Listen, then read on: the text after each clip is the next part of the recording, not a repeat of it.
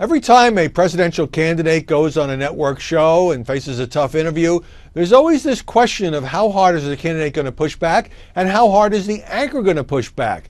Look, aggressive journalism is part of what we do, not just at Fox, but at every news channel. You don't want to have softball interviews.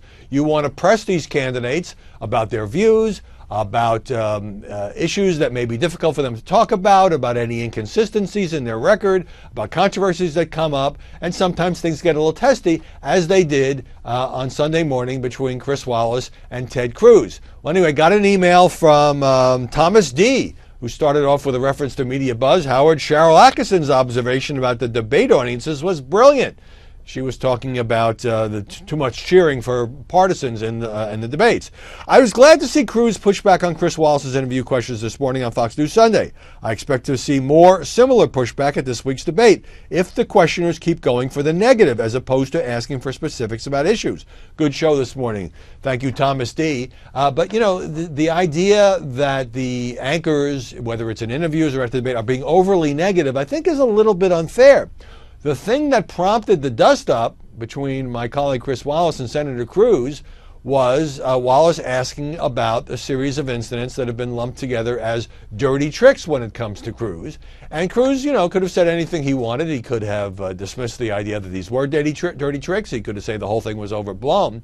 But instead, what he said was that Wallace was reading from the Donald Trump attack playbook. And Chris didn't like that, and he pushed back, and he said, look, these are legitimate questions, and you apologize to Ben Carson for your people putting out the word in that Iowa caucus debate, not the debate, but on Iowa caucus night, your people put out the word that Ben Carson was dropping out, and you apologized to Carson, and you fired your communications director, Rick Tyler, for posting what turned out to be an utterly false and misleading video about Marco Rubio. So don't push this back on me. And they continued to go at it, and that's fine. That's part of what the inevitable clash between journalists and candidates. But to say that Chris was being, you know, intentionally negative, I think is a bit unfair. You know, Cruz is entitled to handle it however he wants. The same thing at the Fox News debate in Detroit this week. There are going to be some tough questions, and they mostly will be about issues, but sometimes you have to deal with character questions, for example, that the candidates won't like. And it's a tried and true tactic for the candidates to push back and attack the moderators at a debate. Sometimes that scores points when people don't like the press, which is like most of the country. And also it can be an effective tactic of deflecting attention from the substance of the question.